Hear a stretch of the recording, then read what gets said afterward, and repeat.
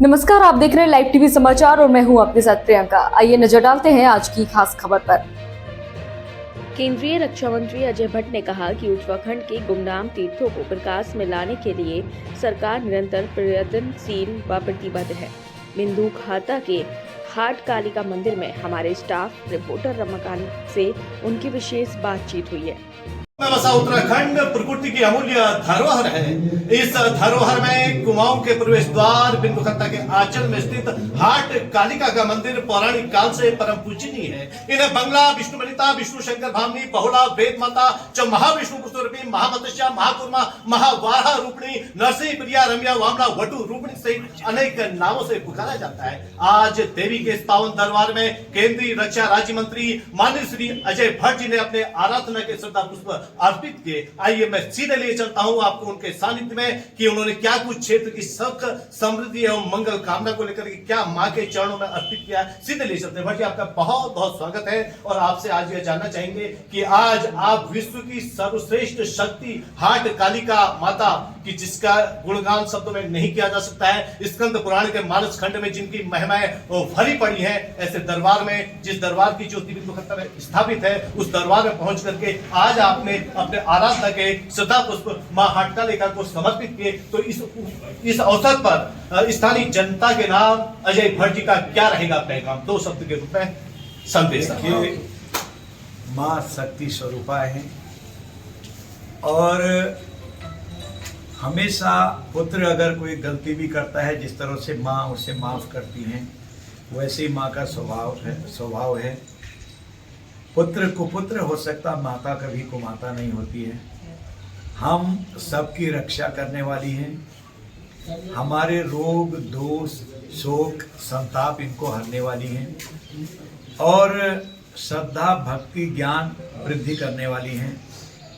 और जो हमारे दुश्मन हैं, हमारे बैरी हैं, उनको समाप्त करने वाली हैं अगर कोई शुद्ध मन से माँ को याद करता है।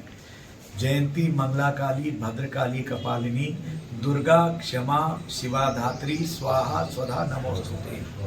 ये माँ का जो मंत्र है, ये अमोघ मंत्र है, ये बहुत ही उच्च मंत्र है। ये बल देता है, नैतिक साहस बढ़ाता है, आपके अंदर की बुराइयों को दूर करता है। माँ के जितने बार दर्शन किए जाएं उतना कम है। दुष्टों का संहार माता ने काली के रूप में किया है। 9 दुर्गाएं हैं, महाकाली, महालक्ष्मी, महासरस्वती।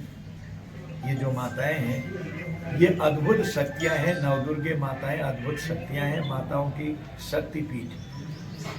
अभी हमारे देश में तो हैं, देश से बाहर भी ये अद्भुत शक्तियां हैं। शक्ति स्वरूपा माता की कृपा सब पर बनी रहे, हमारे देश पर बनी रहे, हमारे प्रदेश पर बनी रहे, मेरे क्षेत्र के लोगों पर बनी रहे। क्षेत्र तो सब अपना ही है, मेरा क्षेत्र तो पूरा देश ही है। और विश्व में शांति आए और जो असामाजिक तत्व हैं, जो राक्षसी प्रवृत्ति के लोग हैं, उनकी राक्षसी प्रवृत्तियां समाप्त होके वो देवत्व की ओर आए। और जो फिर भी नहीं आते हैं तो उनका मस्तक मर्दन हो, उनका समापन हो, ताकि वो मानवता के लिए खतरा न बन पाए। ये मैं प्रार्थना हमेशा करता हूँ। और दूसरा, जब भी मैं पूजा करता हूँ, माँ काम, क्रोध, मद, लोभ, दंभ, पाखंड, छद्म, ईर्ष्या, यह हर मनुष्य में है। ये न्यून होते जाए, कम होते जाए, यह आंतरिक दुश्मनों का नाश हो। मनुष्य का स्वभाव है, झूठ भी बोलता है, कुकर्म, दुष्कर्म, पाप कर्म जितने जाने अनजाने में हो जाते हैं, उसे माफ करके कभी भी ऐसे काम हाथ से ना हो। जितने हो सत्कर्म हो, ऐसी कृपा करें माँ। बिना आपकी कृपा के ये संभव नहीं है। मैं सभी जनता से प्रार्थना करता हूँ, माँ शक्ति स्वरूपा है। हमेशा माँ के भजन कीर्तन, उनका जप, उनके प्रति स्नेह अनुराग रखना चाहिए। वो आपके हर संकटों को चुटकियों में दूर कर देती हैं और आपकी मनोकामनाओं को, हम सब की मनोकामनाओं को भी चुटकियों में पूरा कर देती हैं। ये माँ शक्ति स्वरूपा का अपना जो है व्यक्तित्व है, उनका आशीर्वाद रहता है और दुश्मनों का वो एकदम से नाश करती हैं, दुष्ट प्रवृत्तियों का नाश करती हैं। ये माँ का अपना एक स्वभाव है इसलिए माँ में विनम्रता पूर्वक हम हमेशा माँ के श्री चरणों में अपनी आराधना करें। तो विद्वान हैं, जितने विद्वान आप हैं और आध्यात्मिक गुरु भी हैं, एक से एक आध्यात्मिक किताबें आपने लिखी हैं, मैंने बहुत सारी किताबें पढ़ी हैं आपकी।